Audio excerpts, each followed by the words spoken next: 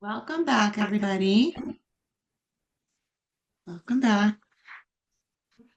I hope you had a nice little break. Take a big stretch before we bring it home. We've got just about another hour, but I think we'll go quickly through this part as well. Our next presenters, Lindsay Thompson and Victoria Bartow, are going to be presenting about Brave. Take it away, Hi, good ladies. afternoon. So my name's Lindsay Thompson. I'm the Brave Regional Supervisor for North Florida under UF Health St. John's in the Care Connect department. And then I'll let Victoria say hi. Well,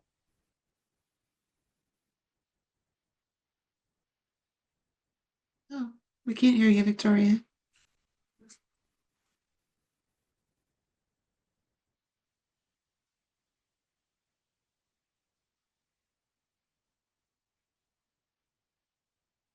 No.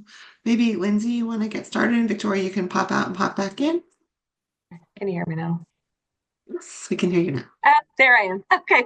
I'm Victoria Bartow. I'm the regional supervisor for South Florida, which I've been tasked with building out and just been here for about a year, trying to, work with the program and work on expansion, that kind of thing. all right. I'll go ahead and get started. We can go on to the next slide. So just like we said, we're part of UF Health St. John's. So BRAVE stands for Be Resilient and Voice Emotions. So we are part of like the social services department within the hospital. And so our mission is for UF Health St. John's Care Connect, aims to align with community resources to end homelessness, promote positive youth mental health outcomes, address social determinants of health, and advance health equity.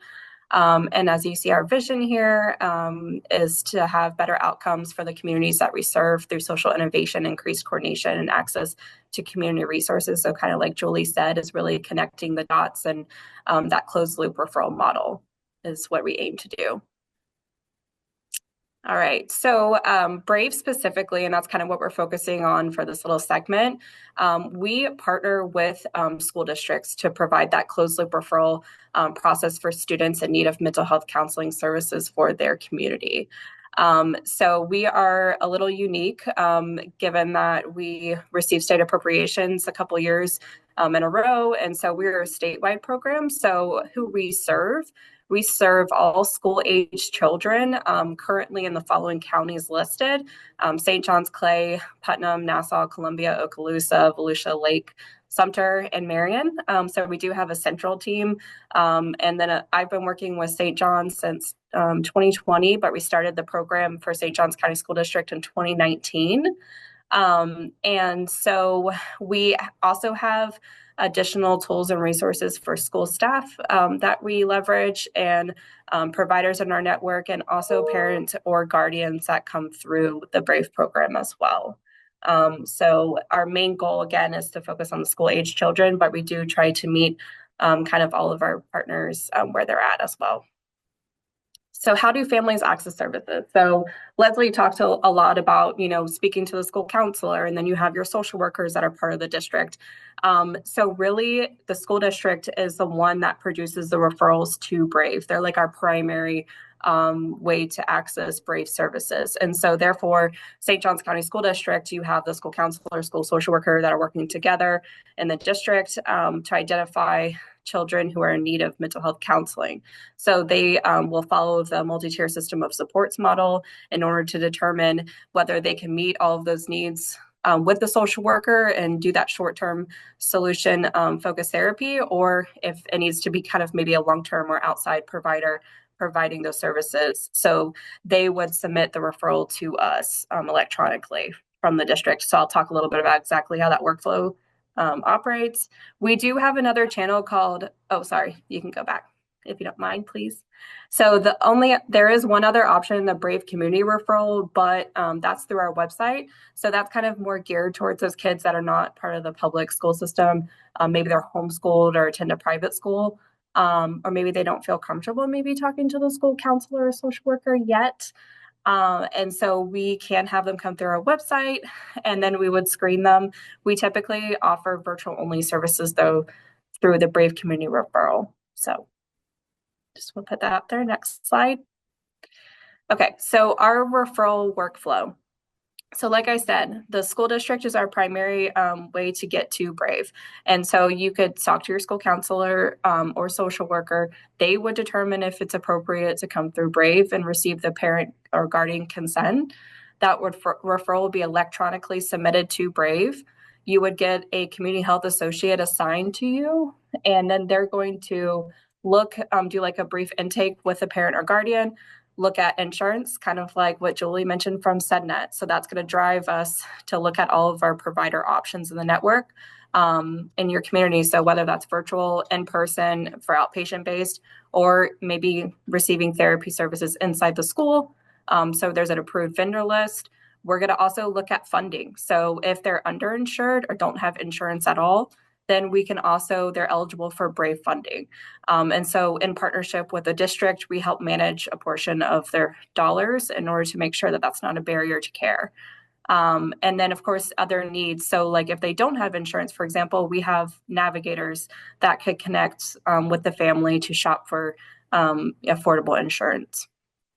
So once we identify a provider that's going to be the best fit, and we're calling them really quickly within 48 business hours, then we're going to submit an electronic referral to the provider. All of our providers in our network are in our electronic referral system. So that way, again, the closed loop referral model, the provider goes into the system, accepts the referral, and then they're to schedule their first appointment within 30 days and document those appointments in the system. So that way, everybody, the school, the provider, our staff, all know where they stand in the process and make sure that there's follow through as well. And we stay really close to our providers too.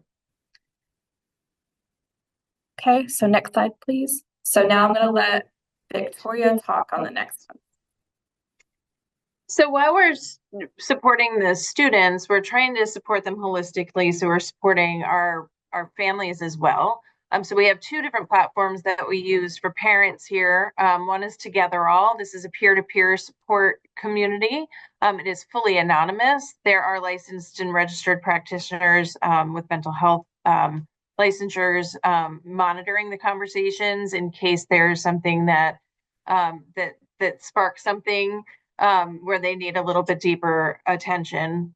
There's other well-being tools and resources on there. They do break into different communities too, as far as backgrounds or needs. So there's military, healthcare, LGBTQ kind of, any of the special interest kind of needs.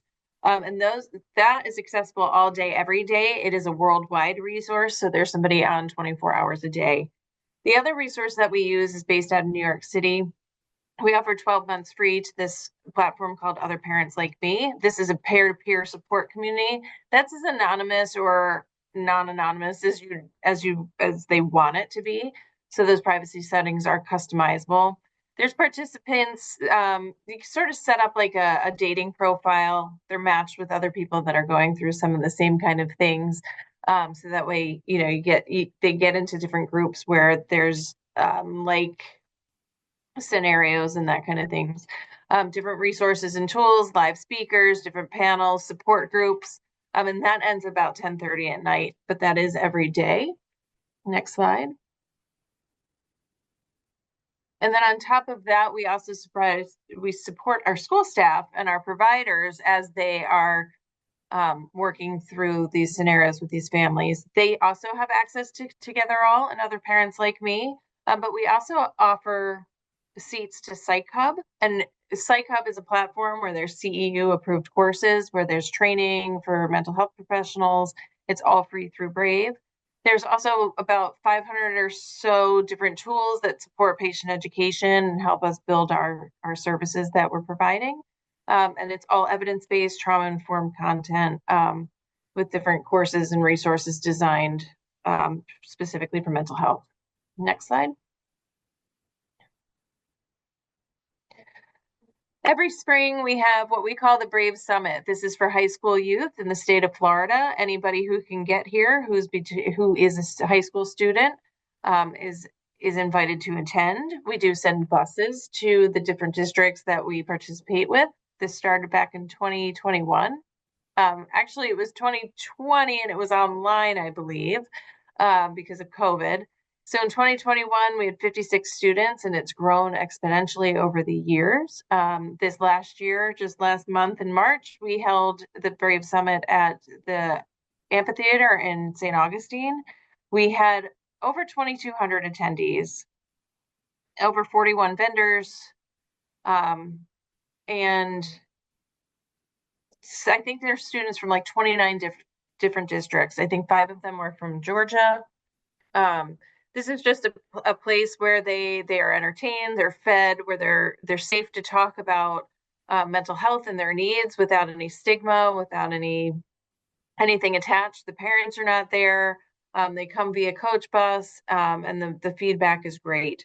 We had an attendance rate of 71% of those who registered.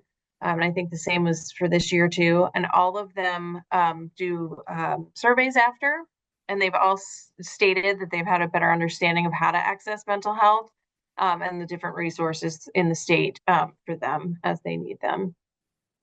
It's just a really fun time. Then we also collaborate with all, most behavioral health providers in the area. As we are a statewide program, we work with the different providers in each county. So we work with some providers who provide mental health services statewide, but then we also get into the niche of each specific county and community. So we partner with those providers so we can make direct referrals to them. We keep that real-time information on them. What does their access look like, right? What are their wait times? What are their insurances? What kind of people are they serving? What is their specialty? That kind of thing. So that way, in that closed loop referral, we can make a direct referral right to somebody who's going to be a great match for them. And then we're tracking the engagement with those providers and those students. And that all of our providers are able to access all of those resources that we provide as well. And back to Lynn. Thank you, Victoria. All right. Okay, so this is our contact information. So you can always email me or call me if you have any questions about the Brave program. But I guess we can go to the case review. Sorry, I know we went over our time a little bit, so I just want to be mindful. Okay, so the cool thing is I thought it would be fun to give this case scenario to actually our staff that works daily with our families. So we made it like a little fun participation thing. So we had Easton and Christy from our team help.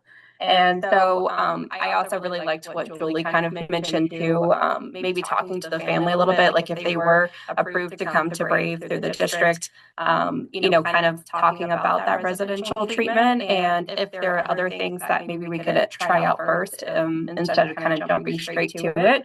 But if they really, it's always client led for us. So if the parent was really wanting to seek that, we would look at, residential options. It's kind of not our specialty or niche, but we would definitely do our best. So we did have, they mentioned SMA residential, the RAP program. I know it's not in St. Johns County, but we could look at that as an option. We also talked about if they were to meet the criteria for a community action team with St. Augustine Youth Services, we can send live referrals in our electronic referral system to EPIC or SES to see if the substance use counseling would be an option. We also are going to bring on Charlie Health and IOP, intensive outpatient program as a provider too. So maybe if the family, considering that they have siblings, if they wanted to meet virtually with an IOP, that could maybe be easier for them. But obviously, wanted to highlight insurance is obviously a driving factor to kind of our options and also what's the best connection for Josie and what she's willing to participate in or not, given all the different layers to the situation. We also talked about the option could be if they did come through the district, see if the other siblings would like to come and if they're eligible for a Brave referral. So that way, we often have, where one sibling comes through and then they say, oh, can my other child come through the Brave program to get connected to resources. So we would talk about that. We'd also give them, in case there's a crisis, the Behavioral Health Resource Center, which Val will talk about that soon. And then, of course, like we mentioned, for the mom, there's other parents like me. Together, all we have a connection with BetterHelp Counseling Services and Headspace. To see if they would want to connect with those tools, so that way mom can actually get some services and support, knowing that there's a lot going on that she's handling as well. So I'll leave it at that. That's all. Okay. Perfect. Thank you so much. I love that you got feedback from your people that are on the line. It's awesome. And so if anybody has any questions about Brave, if you wouldn't mind, just put your questions into the chat and they will respond.